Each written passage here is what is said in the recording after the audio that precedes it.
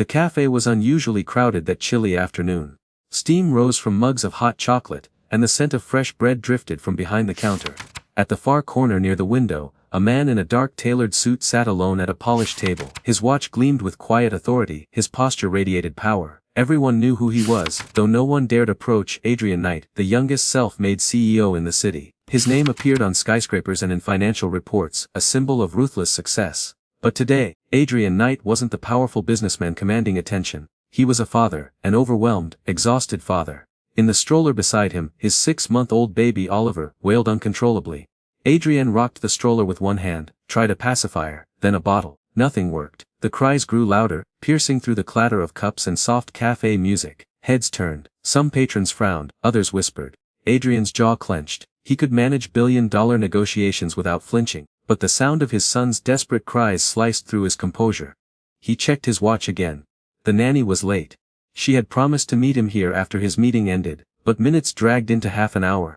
Adrian ran a hand through his hair, feeling the burn of embarrassment. He had built an empire, yet he couldn't soothe his own child. From behind the counter, a young waitress named Lily noticed. She had seen this man before, not in person, but on television and in the newspapers her co-workers sometimes flipped through during breaks. The millionaire CEO who never smiled. The man whose presence seemed untouchable. Yet here he was, shoulders tense, eyes weary, his baby inconsolable. Lily had been working at the cafe for 2 years. She lived in a tiny rented room above a laundromat, struggling to make ends meet. Her father had left when she was young, her mother ill, and every paycheck she earned went to keep the lights on. She wasn't used to speaking to men in suits, especially ones like him. But something about the way his hands trembled slightly as he adjusted the stroller made her chest tighten. Without thinking twice, she wiped her hands on her apron and walked over. "Excuse me," she said softly, her voice gentle over the baby's cries. Adrian looked up sharply, his icy gray eyes meeting hers. "Yes," his tone was curt, defensive, as though bracing for criticism. I can try," Lily said, nodding toward the baby. "Sometimes a new face helps." For a moment Adrian hesitated. He didn't trust easily. People wanted things from him: money, connections, favors. But looking at the young waitress with her tired eyes and humble posture, he saw no agenda. Only sincerity. Oliver wailed louder, kicking his tiny legs. With a sigh, Adrian nodded. "Fine, just, please." Lily leaned down, her movements slow and deliberate, and gently lifted Oliver into her arms. To everyone's surprise, including Adrian's, the baby's cries softened almost instantly. Lily hummed softly, rocking him against her shoulder. Her touch was practiced, natural. Within minutes, Oliver had stopped crying altogether, his little fists curling into her apron as he drifted towards sleep. The cafe fell quiet, the tension broken. Patrons who had been glaring moments before now looked on in awe. Adrian exhaled, sinking back in his chair. He couldn't tear his eyes away. How did you do that?" Lily smiled faintly, her cheek brushing Oliver's soft hair. "Babies know when someone's calm. He just needed comfort, that's all." Adrian stared, his mind spinning. "I tried everything." "You were trying too hard," Lily said gently. "Sometimes they just need patience." Her words struck him deeper than she realized. Patience was a luxury Adrian rarely allowed himself. His world was built on speed, efficiency, results. Yet here was proof that some things couldn't be rushed. As Lily returned to the counter, Oliver still nestled peacefully in her arms. Adrian found himself watching her closely. The way she whispered softly to the baby, the way her tired eyes lit up with warmth. It unsettled him.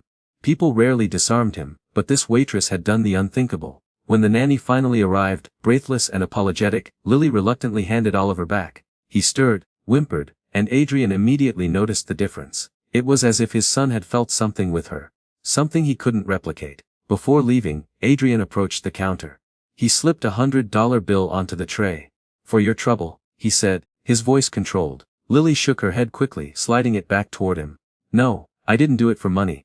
Adrian blinked, unused to hearing those words. "Everyone does something for money." "Not everything," Lily replied simply. "Some things you do because it's right." Her words lingered with him long after he left the cafe.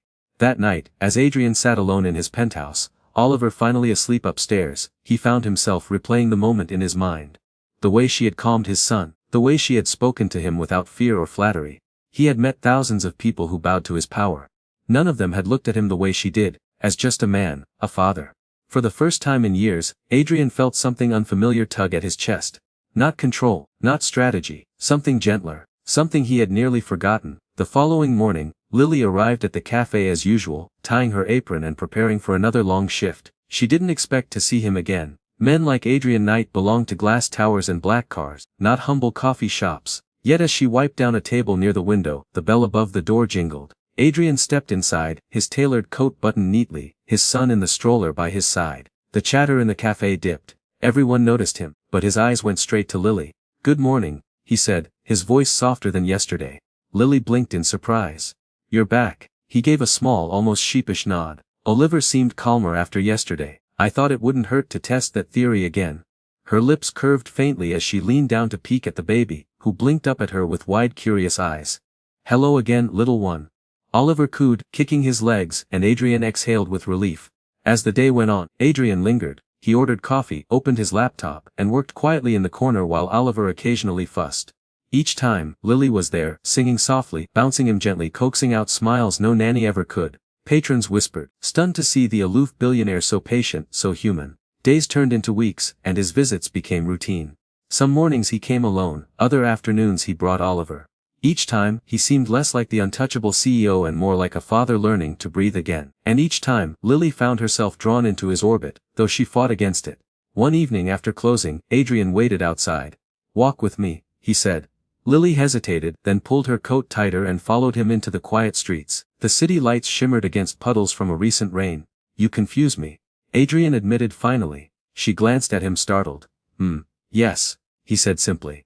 "I've built an empire where everything has a price, loyalty, attention, even love. Yet you handed me back money like it meant nothing." She smiled faintly, her breath misting in the cold. "Because it didn't. Some things are worth more than bills." Adrian stopped walking, turning to face her. His eyes, usually sharp with calculation, softened. "You calmed my son when I couldn't. You see him, really see him, and you see me, not as a CEO, but as a man fumbling his way through fatherhood. Do you realize how rare that is?" Lily lowered her gaze. "Maybe you just needed someone to remind you you're human too." The words pierced him deeper than she knew. For years, Adrian had hidden behind power, armor made of steel and contracts. But with Lily, the armor cracked. He walked her back to her tiny apartment above the laundromat. At the doorway he hesitated. "This place, it isn't enough for you." "It's home," she replied simply. "You deserve more," he said quietly. Her chest tightened. She wanted to tell him she didn't need more, just safety, kindness, someone who saw her. But fear kept her silent. He was a millionaire CEO, and she was a waitress barely holding her life together. Their worlds weren't meant to collide. Still, the collisions kept happening. When Oliver fell ill with a fever, it was Lily who stayed by his crib through the night, whispering lullabies until dawn. When Adrian faced a grueling board meeting, it was Lily's quiet encouragement that steadied him. And when Lily's mother collapsed one afternoon from her illness, Adrian was the one who appeared at the hospital, carrying not only flowers but the assurance that her bills would be covered. "Why would you do this for me?" Lily whispered through tears. Adrian looked at her, his voice firm. "Because you've done more for me than anyone ever has. You gave my son comfort when I thought I had failed him. You gave me honesty when I was surrounded by pretense. You gave me hope." The walls Lily had built around her heart trembled. She had promised herself she wouldn't fall, not for anyone, especially not a man whose life was galaxies away from hers. But in his eyes she saw no arrogance, only sincerity. The gossip came soon after. Whispers spread that the cold CEO had been seen often with a cafe waitress. Some laughed, others scoffed, a few painted her as a gold digger. But Adrian didn't flinch. At the next corporate gala, when cameras flashed and reporters shouted questions, he arrived with Lily at his side. She wore a simple dress, her hair pinned back, her nerves rattling, but Adrian held her hand firmly, as though daring the world to challenge his choice. "This is Lily," he said simply when asked. "She's part of my life now." The world gasped, critics fumed, but Adrian didn't care. For once, his decisions weren't about profit margins or public image. They were about love. That night after the gala, Lily stood on the balcony of his penthouse, gazing at the city lights. "This isn't my world," she whispered. Adrian stepped behind her, wrapping his arms around her shoulders. "It wasn't mine once either. But what matters isn't the world around us, it's the one we build together." Tears filled her eyes as she leaned into him. "I'm scared." "So am I," he admitted softly, "but some risks are worth everything." A month later, the cafe where it all began held a familiar scene. Adrian sat at the corner table, Oliver on his lap, giggling. Lily bustled between tables, no longer just a waitress but co-owner.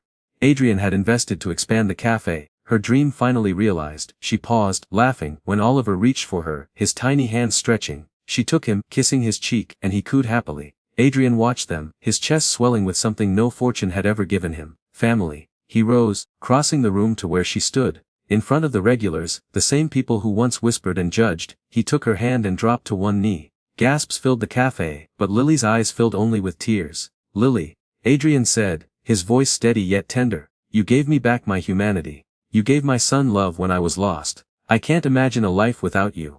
Will you marry me?" The world seemed to stop. Lily's heart pounded as she looked at him, the powerful CEO who had once seemed untouchable, now kneeling in a humble cafe where it all began.